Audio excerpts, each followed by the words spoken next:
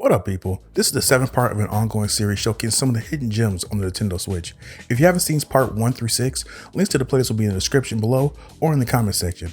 If there's a game you think I'm missing, I might have already talked about it in one of the other videos, so check them out after you watch this one.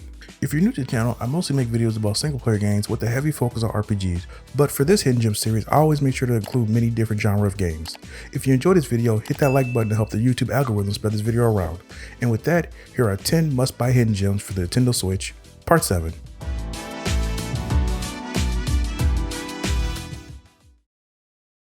Starting off the list, we have Legend of Zelda Tears of the... Starting off the list, we have Foregone. This fast-paced 2D action platformer was created and published by Big Blue Bubble and released on the Switch in 2020. Years after a devastating war, the city of Calicut is once again besieged by an all-corrupting force known as the Harrow. As the city's strongest super soldier, it's up to you to investigate the Harrow's origins and prevent its reanimated minions from destroying the world you swore to protect. If you played other 2D action games like Dead Cells or even Hollow Knight, then you'll be pretty familiar with the combat. There are 9 weapons in the game: Falchion, I think that's how you say it, longbow, pistol, short sword, spear, nunchaku, burst ride, daggers, and shotgun. While playing, you can equip one melee weapon and one ranged weapon at a time.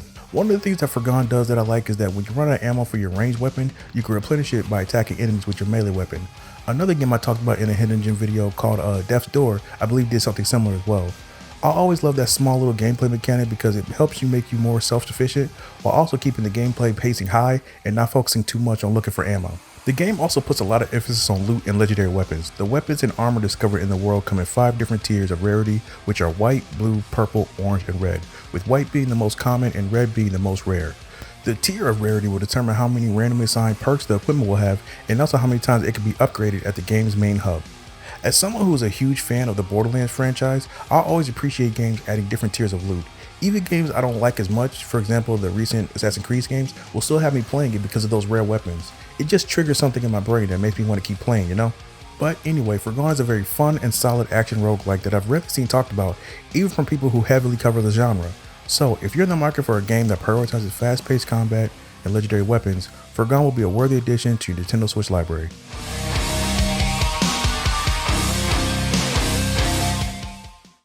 Next up, we have a bundle package with Reigns, Kings and Queens. This bundle was released on the Switch in 2018, published by Devolver Digital, and gives you the original Reigns and also Reigns Her Majesty. As far as combat, it's pretty similar across both games and involves you controlling a medieval king or queen, and you must make decisions to make their tenure as monarch last as long as possible.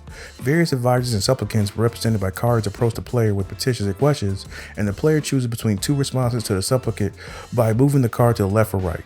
Each decision has an effect on the power of one of the kingdom's 4 aspects, which are the army, people, church, and wealth. These facets are represented by meters that are filled and emptied based upon the player's decisions. If any of those meters become completely filled or empty, it's game over and you have to start another reign. Completing tasks in each reign allows the player to unlock new cards and win the game. You have to find a way to break a curse created by the devil who visits you over several centuries. If you don't find a way to break the curse before the devil stops his visits, the game resets. One of the main differences between the 2 games in Reigns Majesty, other than playing as the queen, is the addition of items. You can collect items throughout the game and use them in certain situations. Items can bypass the choices offered and also offer new options, plus there are about 400 more cards than the original game. I played one of these games on mobile a long time ago, but I don't remember which one. I got really addicted to it for a short while and enjoyed how quickly I could make choices with just a simple swipe and see the slow building effects from all my choices. I'm always on the lookout for pick up and play games that I can play 10 to 15 minutes at a time, and Reigns, Kings and Queens seems to be the perfect game to do just that.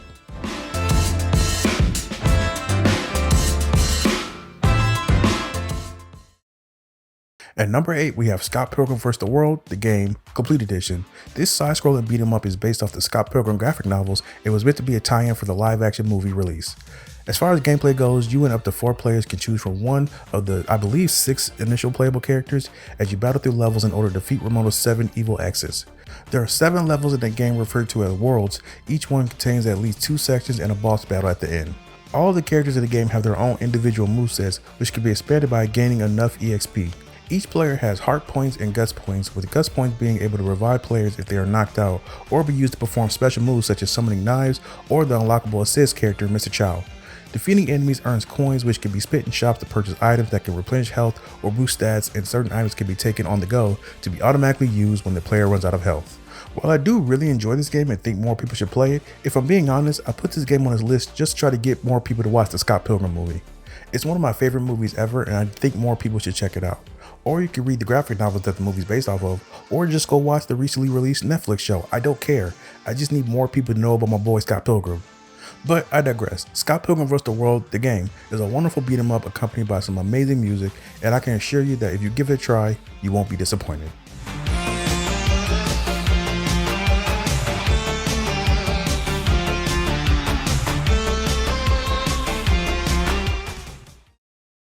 Up next, we have 12 Minutes. The game is an interactive thriller published by Annapurna Interactive and was released on the Switch in 2021.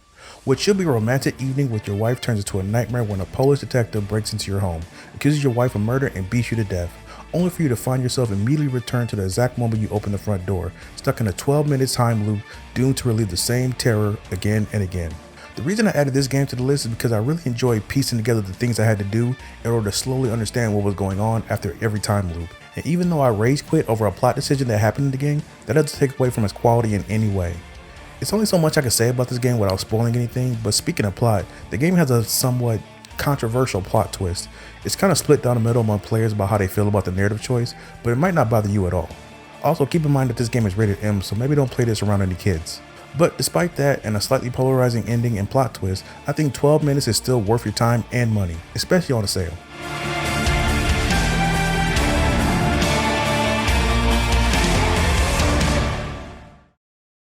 At number 6, we have Hue.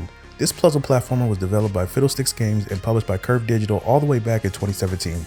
In the game, you play as Hue, who's looking for his mother who has turned an impossible color after breaking the annular spectrum, which is a ring that she developed to allow perception and the alteration of color. During this journey, the player searches through multiple areas in a grayscale world, and as you progress through the game, you'll collect 8 shards of different colors of the annual spectrum. The colors are aqua, navy, purple, pink, orange, red, yellow, and green. You'll be going back and forth with all these colors using a color wheel, and pick one of those shards that makes the background color match the selected piece. This in turn makes certain in-game elements temporarily cease to exist if they are the same color, blending into the background. If the colors change again, they reappear. These elements include walls, movable boxes, lasers that kill the player on contact, bouncing blocks that shift their color when jumped on, slime jets that change the color of other objects, and many more. I've never been a big puzzle person, but I really enjoyed the increasing difficulty when it came to figuring out how to use all the colors effectively to keep going.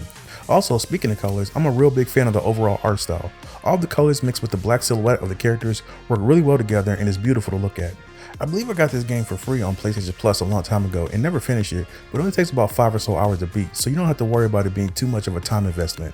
I'll always have a special place in my heart for platformers, and Hue is easily one of the more underrated ones in the genre.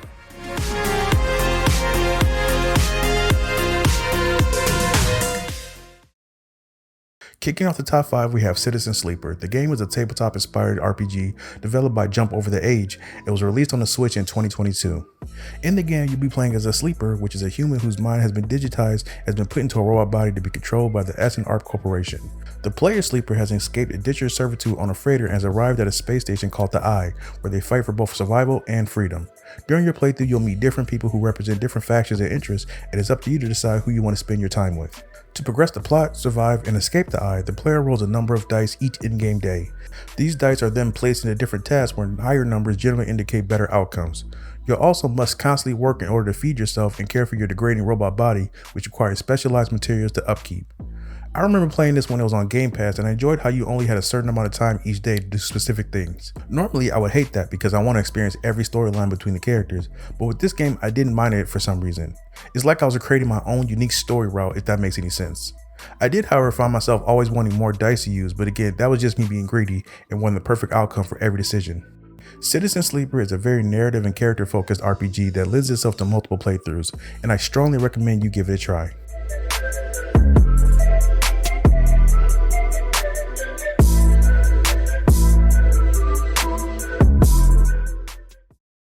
Just outside the top 3 spot, we have Gunvolt Chronicles Luminous Avenger X. This is the first game in the Gunvolt Chronicles series, which is a spin-off of the Azure Striker Gunvolt series.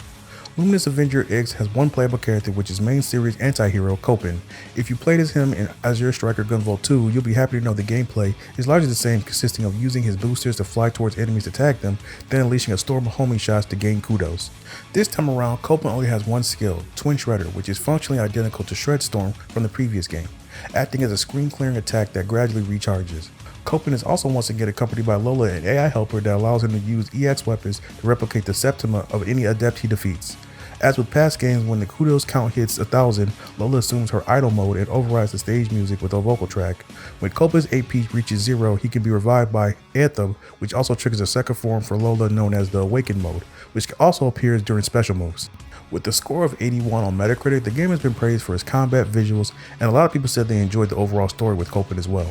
The game is very short, ranging from 3 to 10 hours depending on how much you want to do, and the game is frequently on sale for around $8, so not a bad deal honestly. The Gunvolt franchise has been around for almost a decade, with the first game being released on the 3DS in 2014. The games have created a very passionate fan base since then, so whether this is your first game for the franchise or not, Gunvolt Chronicles Luminous Avenger X is definitely an action game you should consider.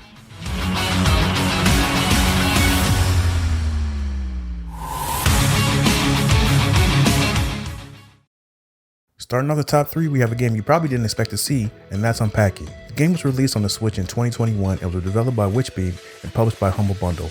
Look, I'm not going to spend too much time explaining the gameplay because it's pretty self-explanatory what you'll be doing the whole time. The game is divided into stages named by the years in which they take place: 1997, 2004, 2007, 2010, 2012, 2013, 2015, and 2018. In each stage, the player unpacks the character's possessions from boxes into a new home.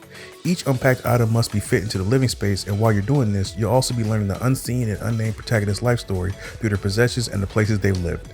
When I first heard about this game and saw it on Game Pass, I thought a game about unpacking boxes was pretty silly and a waste of time. But once I downloaded it and started playing, something about it just grabbed me. I think it's just how relaxing and oddly satisfying it is to just put away stuff in its proper place.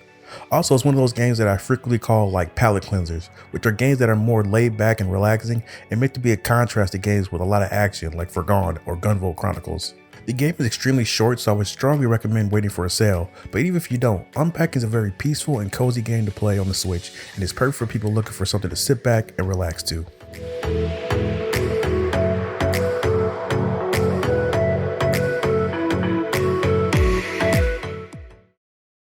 Just missing out on the number 1 spot, we have Rogue Legacy 2. This roguelike platform was developed and published by Celador Games and was released on the Switch in November of 2022. In the game, the player assumes control of a knight who must explore procedurally generated dungeons to collect his treasure and defeat enemies. While the knight is equipped with swords and shields and mages can cast magic, the game introduces several additional gameplay classes. These new classes include the ranger, who can summon platforms and use a bow and arrow, and the barbarian, who uses an axe. As a roguelike, you'll have to start from the beginning when your character is killed in the game, but what makes this game unique is that when you die, you play as the heir to your previous character, and he or she may pass down a skill or ability that you really liked. There's also a good chance it could totally screw you over like it did me when it gave me a guy whose weapon was a peace sign that did literally no damage. At first I was a little annoyed, but then I thought to myself, that's actually kind of funny. I normally don't like roguelike games with randomly generated rooms because a lot of time I feel like my time is being wasted. But luckily this game, like many others in the genre that I play, like Hades and Wild Frost, they reward you every step of the way. Whether it's new classes, runes, weapons, or permanent stat boosts, the coins you get from each run can be used to make your next one a little bit easier. If you're like me and roguelike or Metroidvania games aren't really your thing, I would still recommend giving Rogue Legacy 2 a chance because it does an amazing job at making a hard game still really fun to play.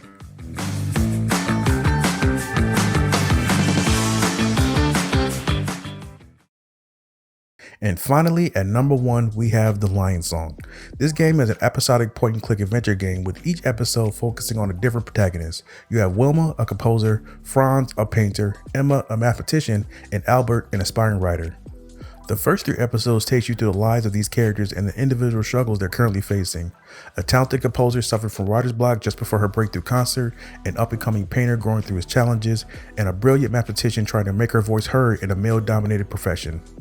After playing through these 3 episodes, the 4th and final episode will bring everything together, and the choices you make will impact some key things in the last episode. I honestly don't remember what made me buy this game, but I'm really glad I did. At first, it took me a while to get used to there not being any talking or very much sound at all, but after a while, not only did it not bother me, it oddly made me more focused on the story being told. The way The Lion Song takes the time to make you like and care about these characters is great, and eventually you become really invested in their individual problems, goals, and in some cases, triumphs. And the way the final episode ties their storylines together and seeing how everyone ended up is both incredibly sad and beautiful all at the same time. When I got back heavy into gaming about 7 or 8 years ago, it was mostly because I felt gaming was one of the best, if not the best mediums to experience well-written stories and characters. And this game is a shining example of that. Now, I'm aware that this game won't be for everybody, and that's okay, but if I could just get one person to give this game a chance, then this whole video would have been worth it.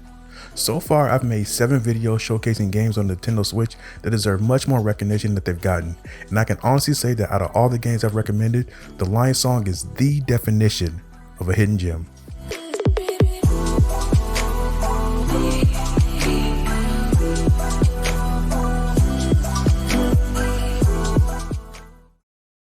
Alright guys, that's it for me today. What hidden gems for the Switch do you recommend? Or just Switch games in general? Let me know in the comments. Thank you so much for taking the time to watch my video. And if you want to see other videos in the Hidden Gem series, the playlist will be in the description or click one of the links on the screen. And as always, don't forget to like and subscribe to keep up with the channel. Later.